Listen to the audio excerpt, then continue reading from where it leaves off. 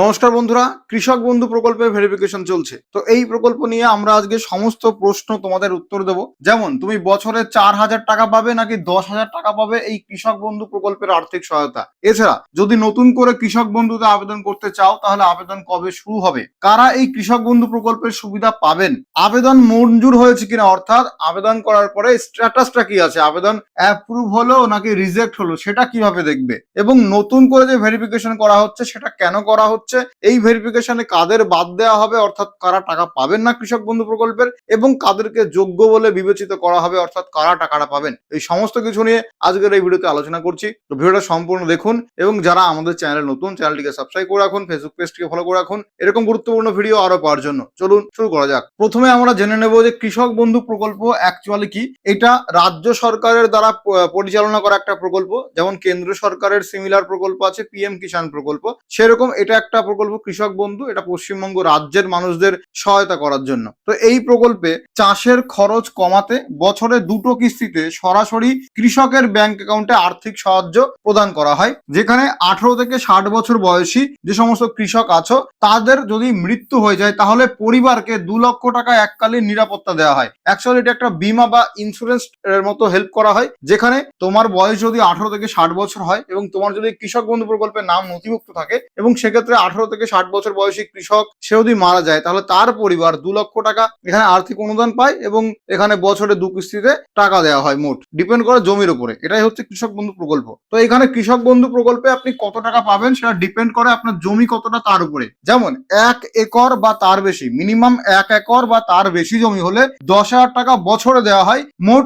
2টো কিস্তিতে। প্রথম কিস্তি 5,000, দ্বিতীয় কিস্তি 5,000। তাহলে 2টো সমান কিস্তিতে তোমাকে 10,000 টাকা দেওয়া হতে পারে যদি তোমার জমি থাকে 1 একর বা তার বেশি, এবং সরকারি এখানে কৃষক বন্ধু প্রকল্পে নাম নথিভুক্ত করতে হবে। যদি 1 একরের কম জমি হয়, অনেকেই আছে যাদের জমি 1 একর নয় তার কম, তাহলে বছরে মোট পাবে 4,000 টাকা। যেখানে 2টো সমান কিস্তি আছে, প্রথম কিস্তিতে 2,000 দেওয়া হয়, পরবর্তী কিস্তিতে 2,000 দেওয়া হয়। তাহলে যে বার্ষিক আর্থিক সহায়তা সেটা হচ্ছে 10,000 টাকা 1 একর বা তার বেশি জমি হলে, আর 4,000 টাকা 1 একর বা 1 একরের কম জমি হলে। এক্ষেত্রে বছরে মোট 2টো কিস্তি করে দেওয়া হয়। এটা তো পাবেই, তার সঙ্গে যদি 18 থেকে 60 বছর বয়সী কোনো কৃষকের মৃত্যু হয়ে যায় সেক্ষেত্রে পরিবারকে 2 লক্ষ টাকা পর্যন্ত আর্থিক অনুদান দেওয়া হয়। এটা হচ্ছে কৃষক বন্ধু প্রকল্প। এবং এই প্রকল্পের বর্তমান পরিস্থিতি কি, এখন ঠিক কি চলছে দেখো। কেন্দ্র সরকার যেহেতু আমাদের রাজ্যে ছিল না, এই 2 মাস হলো নতুন সরকার এসেছে এবং কেন্দ্র সরকার রাজ্য সরকার এখন একই দল, বিজেপি দল। কিন্তু আগে ছিল টিএমসি, পশ্চিমবঙ্গে 15 বছর টিএমসি ছিল। তখন পিএম কিষাণ চালু করতে দেয়নি রাজ্যে,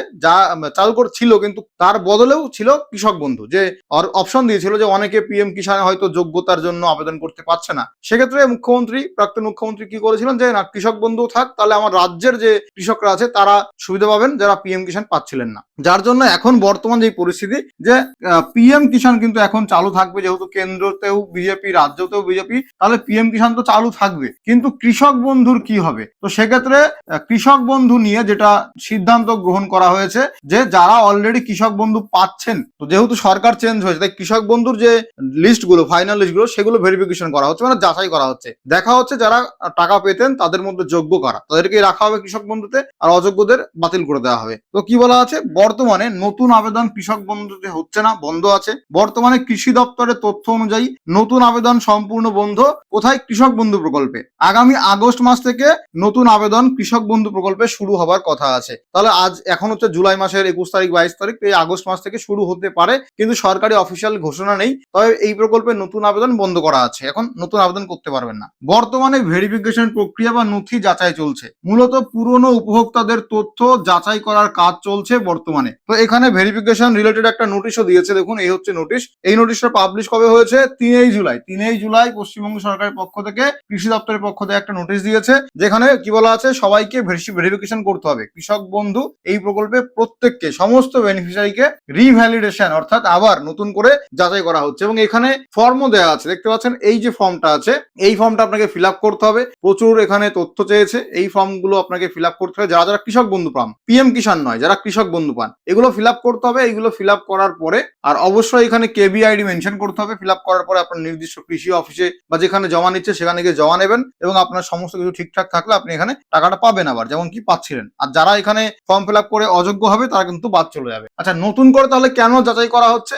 90 লক্ষেরও বেশি উপভোক্তা উপভোক্তার বিশাল তথ্য ভান্ডার, মানে কৃষক বন্ধু প্রকল্পে সারা পশ্চিমবঙ্গ জুড়ে 90 লক্ষেরও বেশি লোকজন টাকা পায় কৃষক বন্ধুতে, এত উপভোক্তা রয়েছে। এইখানে এই যে তথ্য ভান্ডার, এখানে স্বচ্ছতা বৃদ্ধি করা হচ্ছে, অর্থাৎ দেখা হচ্ছে যে ট্রান্সপারেন্সি, মানে আগের সরকার আপনারা জানেন যে দুর্নীতির ব্যাপার একটা রয়েছে, যে লক্ষ্মীর ভান্ডাররা পুরুষরাও পাচ্ছে, তো এই যে একটা ব্যাপার আছে সেইটা যাতে আর না থাকে তার জন্য যাচাই করা হচ্ছে, স্বচ্ছতা বৃদ্ধি করা হচ্ছে।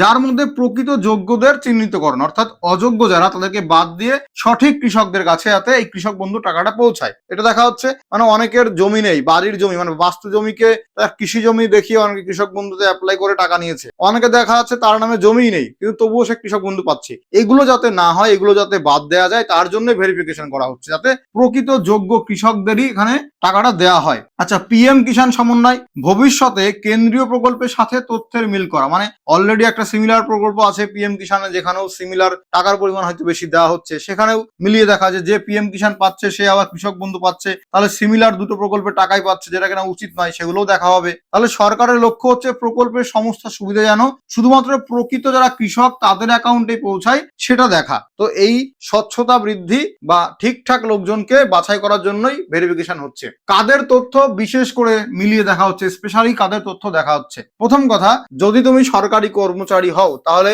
সেই কৃষক টাকা পাবে না, জানো, সেটা দেখা হচ্ছে। যারা সরকারি অনুদান প্রাপ্ত প্রতিষ্ঠানের কর্মী তারাও এখানে টাকা দেবে না, তাদের দেখা হচ্ছে। যারা আয়কর দেন তাদের টাকা দেবে না, সেটাও বাদ চলে যাবে। ভোটার তালিকায় নামের গরমিল আছে কিনা সেটাও দেখছে, কিন্তু ইতিমধ্যে সুপ্রিম কোর্ট আবার না হাইকোর্ট রায় দিয়েছে যে এসআইআর এ ছোটখাটো নামের ভুলের জন্য নাম বাদ গেলে সেটা কিন্তু নাগরিকত্ব চলে যাবে, এমন কিছুই নয়। তো সেটাও একটা দেখা হচ্ছে যে ইলেকশন কমিশন নাগরিকত্ব দেবে বা বাদ দেবে সেটা ডিপেন্ড করছে না, তো সেই রায়টা আপনারা দেখে নেবেন, সেটা পরে বেরিয়েছে। যারা অবসরপ্রাপ্ত, রিটায়ার্ড এবং পেনশন পান, সরকারি পেনশন, তাদের তথ্য দেখা হচ্ছে। এবং জমির যে তথ্য সেখানে কোনো প্রকার ভুল আছে, যেমনটা কি বললাম যে বাস্তু জমিকে অনেকে কৃষি জমি দেখিয়ে টাকা নিচ্ছে, তো এইগুলো কিন্তু রিচেক করা হচ্ছে আবার ভালো করে, ঠিক আছে? তাহলে যোগ্যতা কি লাগবে, কারা টাকা পাবে না, অযোগ্যতাগুলো দেখে নিন। যেমন স্থায়ী সরকারি কর্মচারী, বিধিবদ্ধ সংস্থা, পঞ্চায়েত বা পৌরসভা বা সরকারি সাহায্যপ্রাপ্ত প্রতিষ্ঠানের নিয়মিত বেতনভোগী বা সরকারি পেনশনভোগী, তারা এখানে টাকাটা পাবেন না, তারা বাদ যাবে। যারা আয়কর দেন, ইনকাম ট্যাক্স দেন, তারাও এই কৃষক বন্ধু থেকে বাদ যাবে। মৃত ব্যক্তি, স্থানান্তরিত বা ট্রান্সফার হয়ে গেছে অন্য জায়গায়,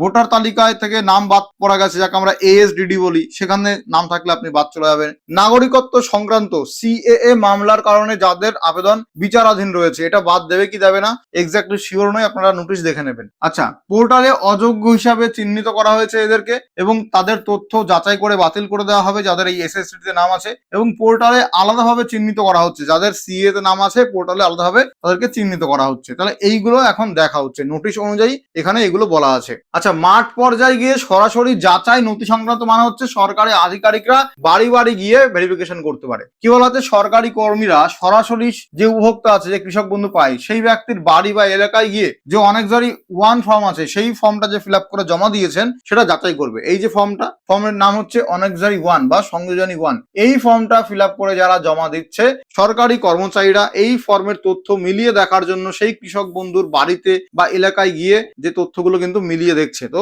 ভেরিফিকেশন হচ্ছে গ্রাউন্ড লেভেলে। কি কি দেখা হচ্ছে, আধার কার্ড, সুবিধাভোগী এবং তার স্বামী বা স্ত্রীর আধার কার্ডের তথ্য, ভোটার কার্ড বা এপিক কার্ড যে কৃষক বন্ধু পায় তার এবং তার স্বামী বা স্ত্রী, সেগুলো বলা হচ্ছে। জমির পর্চা, খতিয়ান, দাগ নাম্বার ও পরিমাণের প্রমাণপত্র, জমির পর্চা লাগবে, এখন মনে হয় বাংলার ভূমি পোর্টালে সমস্যা আছে, তো সেক্ষেত্রে জমির পর্চা, লেটেস্ট পর্চাটা ডাউনলোড করে নেবেন। আচ্ছা, ব্যাংকের পাসবই, আইএফএসসি কোড, ব্যাংকের অ্যাকাউন্ট নাম্বার যেখানে টাকাটা ঢুকবে সেগুলো কিন্তু ভালো করে যাচাই করা হচ্ছে।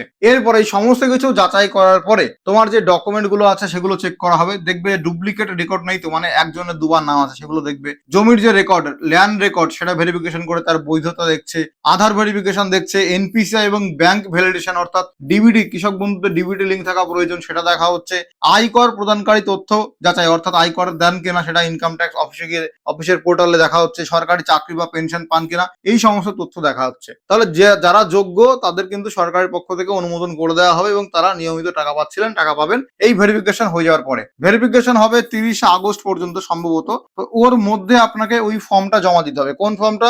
এই যে ফর্মটা, এই ফর্মটা এই 30 আগস্টের মধ্যে আপনাকে কিন্তু নির্দিষ্ট অফিসে জমা দিতে হবে যারা কৃষক বন্ধু প্রকল্পে টাকাটা পাচ্ছেন। তাহলে এখানে সর্বপ্রথম লাগবে কেবিআইডি। এখন কেবিআইডি আপনি কোথায় পাবেন? অনেকে কেবিআইডি হারিয়ে ফেলেছেন, তো তার জন্য কৃষক বন্ধু প্রকল্পের যে পোর্টাল আছে, এই হচ্ছে পোর্টাল kৃষকবন্ধু.wb.gov.in। এই পোর্টালে এসে এই যে নথিভুক্ত কৃষকের তথ্য একটা অপশন আছে, এই অপশনে ক্লিক করুন। ক্লিক করার পরে এই যে অপশন আসলো, প্রথমত এখানে সিলেক্ট অপশন থেকে অনেকগুলো অপশন পাবেন। এইখানে কেবি আইডি বাদে আপনার ভোটার আইডি, আধার কার্ড, ব্যাংকের অ্যাকাউন্ট নাম্বার, মোবাইল নাম্বার বা অ্যাকনোলেজমেন্ট যে কোনো একটা চুজ করে নিন। আমি মোবাইল নাম্বার চুজ করছি। এরপর এখানে মোবাইল নাম্বারটা বসাবেন, অর্থাৎ যেটা এখানে চুজ করবেন তার ডিটেলটা এখানে, তার নাম্বারটা এখানে বসাবেন। বসানোর পরে এখানে ক্লিক করবেন, ক্যাপচা আসবে, সেই ক্যাপচা সলভ করে সাবমিট করবেন, আপনার কেবি আইডি এখানে শো করবে। তো এখান থেকে দেখতে পারেন, এবং কৃষক বন্ধু যে স্ট্যাটাস সেটাও আপনি এই পোর্টাল থেকেই দেখতে পারেন যে আপনার আবেদনের স্ট্যাটাস কি আছে। তো কেবি আইডি এখান থেকে পেয়ে গেলেন। তারপরে এখানে কৃষক বন্ধু যে টাকাটা পাচ্ছে, যার নামে কৃষক বন্ধু টাকা ঢোকে, তার তথ্য তার স্ত্রী বা স্বামীর তথ্য দিতে হবে। যেমন এখানে বলা আছে ব্যাংকের পাসবই অনুযায়ী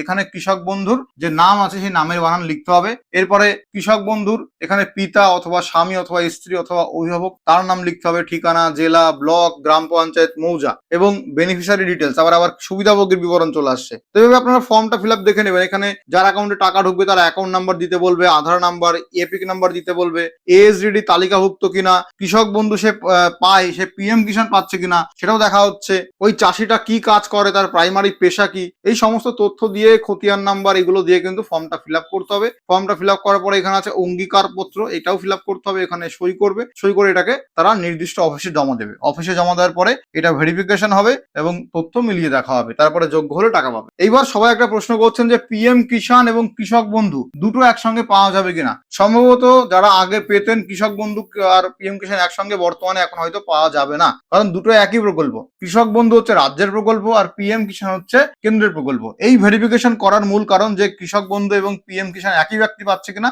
সেটাও কিন্তু বেরিয়ে আসবে এই ভেরিফিকেশনের পরে। তাহলে বর্তমানে সরকার এই দুই প্রকল্পের তথ্য মিলিয়ে দেখছে, তবে এখনো সরকারি কোনো অফিসিয়াল ঘোষণা নেই। কি বলা আছে, শুধুমাত্র পিএম কিষাণ পাওয়ার কারণে কৃষক বন্ধু প্রকল্পের সুবিধা বন্ধ হয়ে যাবে এরকম কোনো সরকারি ঘোষণা করা হয়নি। সরকার সমস্ত ভেরিফিকেশন করার পরে চূড়ান্ত সিদ্ধান্ত নেবে যে দুটো প্রকল্পের টাকা একসঙ্গে দেওয়া হবে কি হবে না। সম্ভবত পাবেন না, এটাই হতে পারে পরবর্তীতে। তাহলে পিএম কিষাণে দেখা হচ্ছে যে পিএম কিষাণ প্রকল্প আর কৃষক বন্ধু প্রকল্প একজনই ব্যক্তি পাচ্ছে কিনা এটা কিন্তু ডেটাবেসে মিলিয়ে দেখা হচ্ছে। যারা ইতিমধ্যে পিএম কিষাণের সুবিধা পাচ্ছেন তাদের তথ্য কৃষক বন্ধু পোর্টালে সরাসরি ফ্ল্যাগ করা হবে, অর্থাৎ ওখানে মার্ক করে দেওয়া হবে যে এই ব্যক্তির নাম কৃষক বন্ধুতেও আছে আবার পিএম কিষাণেও আছে। ঠিক আছে, যারা যোগ্য কিন্তু এখনো পিএম কিষাণে অন্তর্ভুক্ত নন তাদের চিহ্নিত করে তালিকাভুক্ত করার ব্যবস্থা নেওয়া হবে। অর্থাৎ কৃষক বন্ধু এমন কোনো ব্যক্তি পাচ্ছেন যার নাম পিএম কিষাণে ওঠার জন্য যোগ্য, তার নাম কিন্তু কৃষক বন্ধু থেকে কেটে পিএম কিষাণে নিয়ে যাবে। তারপরে ধীরে ধীরে কি করা হবে সেটা পরবর্তী বিজ্ঞপ্তি বা সরকারি ঘোষণা আসার অপেক্ষায়। তাহলে যদি আপনি কৃষক বন্ধু প্রকল্পের স্ট্যাটাস চেক করতে চান তাহলে আপনাকে যেতে হবে কোথায়, এই যে এই পোর্টালে যেতে হবে, kৃষকবন্ধু.wb.gov.in। এই পোর্টালে এসে নথিভুক্ত কৃষকের তথ্য এই অপশনে ক্লিক করবেন। যদি আবেদনের স্ট্যাটাস বা স্থিতি জানতে চান তাহলে এখান থেকে আপনার যে কোনো একটা কৃষক বন্ধুর যে পায় সেই বেনিফিশিয়ারির ভোটার আইডি কার্ড নাম্বার, আধার আইডি কার্ড নাম্বার, ব্যাংক অ্যাকাউন্টের নাম্বার বা কেবি আইডি, মোবাইল নাম্বার, অ্যাকনোলেজমেন্ট সেটা দিয়ে সার্চ করলে আপনি তার স্ট্যাটাস দেখতে পারবেন যে তার আবেদনের স্ট্যাটাস কি পর্যায়ে রয়েছে। আচ্ছা, নতুন আবেদন যারা করতে চাইছেন কৃষক বন্ধু প্রকল্পে তারা কোথায় আবেদন করবেন? তো এখনো পর্যন্ত আবেদন বন্ধ আছে। আগস্ট মাস নাগাদ আবেদন শুরু হতে পারে, এটা সম্ভাব্য তারিখ। তো সরকারি ঘোষণা আসার অপেক্ষায় থাকবেন যে কৃষক বন্ধু যারা নতুন করে আবেদন করতে চাইছেন তারা কবে নাগাদ আবেদন করতে পারবেন, আগস্ট মাস নাকি তারপরে, সেটা সরকারি ঘোষণা করবে। কারণ পিএম কিষাণে সম্ভবত একটা নতুন নিয়ম আছে যে 2019-এর ফেব্রুয়ারির পরে যারা জমি কিনেছেন বা পেয়েছেন এরকম কিছু একটা নিয়ম আছে যে তারা পিএম কিষাণে অ্যাপ্লাই করতে পারবে না, কিন্তু সেই নিয়মটা কৃষক বন্ধুতে নেই। তাহলে কৃষক বন্ধুতে মানে আবেদনের যোগ্যতা বা শর্তটা তুলনামূলক সহজ। তো কৃষক বন্ধুতে নতুন আবেদন করতে চাইলে আগস্ট মাসে সম্ভাব্য শুরু হতে পারে, কিন্তু এক্স্যাক্টলি শুরু কবে হবে সেটা সরকার জানিয়ে দেবে। তাহলে কোথায় আবেদন করবেন যখন শুরু হবে? জনকল্যাণ শিবির বসবে, যেমন দুয়ার সরকার ক্যাম্প বসতো, জনকল্যাণ শিবির বসবে, সেখানে গিয়ে ফর্ম জমা দিতে পারেন। অনলাইন পোর্টালে যদি শুরু হয় সেখানে গিয়ে করতে পারেন, কৃষি দপ্তরের অফিসে করতে পারবেন, সহকারী কৃষি অধিকর্তার অফিসে করতে পারবেন, এই সমস্ত জায়গায়। দেখুন, আবেদন অনুমোদিত হলে ডিবিটির মাধ্যমে সরাসরি কৃষকের ব্যাংক অ্যাকাউন্টে টাকা পৌঁছাবে। তো ফর্মে যেই আপনি অ্যাকাউন্টটা দিচ্ছেন আইপিএসসি কোড অ্যাকাউন্ট নাম্বার, সেই অ্যাকাউন্টে আধার কার্ডের সঙ্গে ডিবিটির লিঙ্ক করিয়ে নেবেন এবং ওই অ্যাকাউন্টে যেন অ্যাক্টিভ থাকে ডিবিটি, তাহলে কিন্তু টাকাটা ঢুকতে কোনো অসুবিধা হবে না। তাহলে নতুন আবেদন যদি করতে চান তাহলে ডকুমেন্ট কি কি এখন রেডি করে রাখবেন? প্রথমত যে আবেদন করবে সেই উপভোক্তার আধার কার্ড, ভোটার কার্ড, জমির সাম্প্রতিক পর্চা, ভাগ চাষি হলে সংশ্লিষ্ট যে সার্টিফিকেট সেটা লাগবে, ব্যাংকের পাসবইয়ের প্রথম পাতার জেরক্স এবং ওই ব্যাংকে আধার লিঙ্ক থাকতে হবে, ওই ব্যাংকের ডিবিটি লিঙ্ক থাকতে হবে, পাসপোর্ট সাইজ ছবি লাগবে এবং একটা অ্যাক্টিভ মোবাইল নাম্বার লাগবেন। এবার এইখানে আমি একটা প্রো টিপস আপনাদেরকে দিয়েছি। মনে করুন আপনার যে মোবাইল নাম্বারটা, এই মোবাইল নাম্বারটা অনেক ক্ষেত্রে অনেকে ভুল করে ফেলেন। এই মোবাইল নাম্বারটা আপনার ব্যাংকেও লিঙ্ক করে থাকবেন, ঠিক আছে? এবার সেম মোবাইল নাম্বারটা আপনার আধারেও লিঙ্ক করবেন। করবেন, ঠিক আছে। আবার সেম মোবাইল নাম্বারটা আপনি কৃষক বন্ধু ফর্মেও দেবেন, মানে একটা প্রাইমারি মোবাইল নাম্বার রাখবেন, সেটাতে আপনার সমস্ত ব্যাংকের লিঙ্ক থাকবে, আধার কার্ড ওই মোবাইলের লিঙ্ক থাকবে, যেই নতুন প্রকল্পে আবেদন করবেন সেই প্রকল্প ওই মোবাইল নাম্বার সঙ্গেই থাকবে, তাহলে আপনার টাকা ঢুকতে বা পেতে কোনো অসুবিধা হবে না, ঠিক আছে। আচ্ছা, ভালো করে তাহলে আজকের মূল বিষয়বস্তু, যে কৃষক বন্ধু প্রকল্পে প্রতি বছর 4,000 টাকা বা 10,000 টাকা পাওয়া যায় জমির পরিমাণ অনুযায়ী, এবং 2 লক্ষ টাকার বীমা রয়েছে। এর সঙ্গে ভেরিফিকেশন এখন হচ্ছে, সেখানে সঠিক তথ্য দেবেন। গরমিল থাকলে আপনার সমস্ত আবেদন বাতিল হতে পারে এবং টাকা চিরতরে বন্ধ হয়ে যেতে পারে। আপাতত নতুন আবেদন বন্ধ আছে, আগস্টের দিকে শুরু হওয়ার সম্ভাবনা আছে। পুরনো উপভোক্তাদের তথ্য বর্তমানে ভেরিফিকেশন চলছে, সেখান থেকে অনেকে বাদ চলে যাবেন এবং কৃষক বন্ধু টাকা পাবেন না। অনেকে পিএম কিষানে যারা যোগ্য, কৃষক বন্ধুর পোর্টাল থেকে পিএম কিষানে পেয়ে যাবেন। আবার অনেকে যারা যোগ্য তারা এই কৃষক বন্ধু প্রকল্পে টাকা পেতে থাকবেন। ভেরিফিকেশনের পরে এরকম সিদ্ধান্ত হবে। পোর্টালে মোবাইল বা আধার নম্বর দিয়ে স্ট্যাটাস চেক করা যাচ্ছে বর্তমানে, আপনি একবার চেক করে দেখে নেবেন।